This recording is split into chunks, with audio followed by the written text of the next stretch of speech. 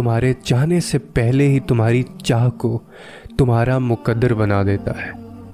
تمہاری دعا میں ہاتھ اٹھنے سے پہلے ہی دعاؤں کو قبول فرما لیتا ہے، تمہارے دکھ درد تکلیفیں